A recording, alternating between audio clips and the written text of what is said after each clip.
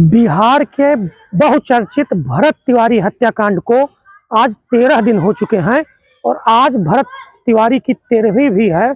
बिहार समेत आसपास के कई प्रदेशों से लोग उनके घर पहुंचे हैं और लगभग 15 से 20 हजार लोगों के भोजन की व्यवस्था आज उनके यहाँ पे है।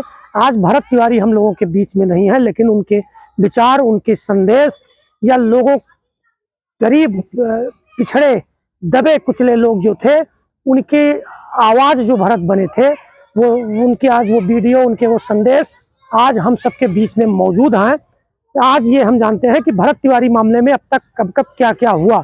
17 तारीख को भरत तिवारी का इनकाउंटर पुलिस ने ये कह करके किया कि आत्मरक्षा में हमने गोली चलाई, जबकि वीडियो में साफ साफ दिख रहा था कि भरत तिवारी ने हथियार फेंक दिए थे।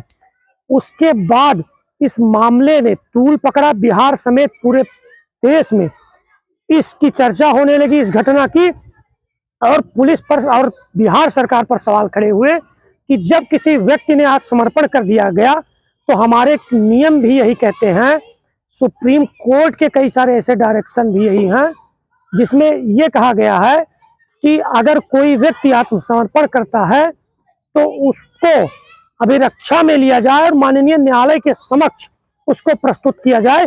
फिर न्यायालय ये तय करेगा कि उस व्यक्ति को सजा कैसे देनी है और क्या सजा देनी है। ये पुलिस का काम नहीं है।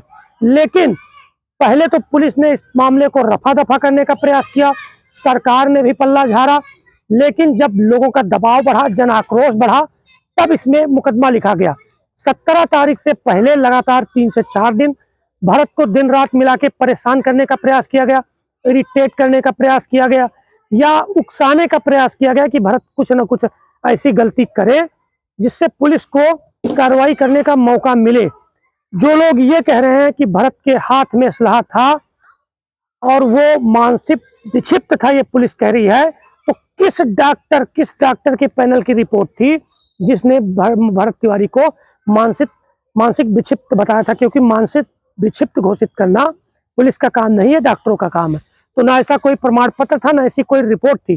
पुलिस ने पहले यह बताने का प्रयास किया कि भरत तिवारी मानसिक स्थिति ठीक नहीं थी, फिर कहा कि आत्मरक्षा में गोली चलाई। आप सब जानते हैं कि किसी व्यक्ति को अगर एक गोली मारी जाए, जो हथियार पुलिस के पास थे, तो दोबारा वो आदमी खड़ा नहीं हो पाएगा। उसके बाद 4 से 5 गोलियां चलाना पुलिस का साफ इंटेंशन था, प्लानिंग स्पष्ट थी कि भरत को मारना ही मारना है। अब तक इन मामलों में जो छोटे लोग थे मौके पर, उनके खिलाफ मुकदमा दर्ज किया गया है।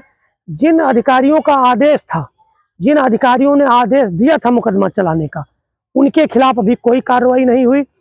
चाहे वहां के भोजपुर के एसपी हो या और बड़े अधिकारी हो, अभी तक उनका दामन बचा हुआ है और सरकार भी न्यायिक जांच का भरोसा देके इस मामले को ठंडे बस्ते में डालना चाहती है। हालांकि जनता को यह बात पच नहीं रही है। पब्लिक खुलेआम इस मामले का विरोध कर रही है और लगातार सहानुभूति का दौर जारी है। भरत तिवारी के घर बिहार नहीं बल्कि आसपास के प्रदेशों से भारी संख्या में लोग पहुंच रहे हैं और वो मांग कर रहे हैं कि जल्द से जल्द इस मामले में न्याय किया जाए। हालांकि जिन पुलिसकर्मियों के ऊपर मुकदमा लिखा गया वो अभी फरार हैं, कहाँ हैं, उनकी गिरफ्तारी क्यों नहीं हुई, इसकी जवाबदेही किसी के पास नहीं है। आप सब जानते हैं, हत्या जैसे गंभीर मामले में अगर मुकदमा लिखा जाता है, ये हीनियस क्राइम है, गंभीर आपराधिक कृत्य है, तो इसमें गिरफ्तारी अनिवार्य होती है। ऐसे मामलों में अब तक उन लोगों को गिरफ्तार क्यों नहीं किया गया, उनसे पूछताछ क्यों नहीं की गई, उनके बयान क्यों नहीं दर्ज कराए गए, उनको जेल क्यों नहीं भेजा गया? ऐसे बहुत सारे सवाल हैं जो भी जनता के मन में हैं। अभी जो मामला है वो न्यायिक जांच के हवाले है। न्यायिक जो आयोग था उसकी टीम उनके घर पहुंची थी, उन्होंने परिवार वालों से पूछताछ की, भरोसा भी दिलाया कि हम कार्रवाई करेंगे। इसी बीच उनके भाई का, भरत तिवारी के छोटे भाई का एक बयान मीडिया में आया कि उसने कहा कि आधी रात को भोजपुर के एसपी आए थे और उन्होंने धमकाने का प्रयास किया। ऐसे कृत्य जो हैं अधिकारियों के, ये बहुत दुखदाई हैं और अगर ऐसा ही रहा तो एक दिन जनता का भारी विरोध सरकार और इन अधिकारियों को झेलना पड़ेगा और फिर वो स्थिति बहुत विकट होगी। तो ये सारी स्थिति भरत तिवारी मामले पर अभी तक थी। इस पर आपके क्या राय हैं, आपके क्या विचार हैं, हमारे साथ जरूर साझा करें। धन्यवाद।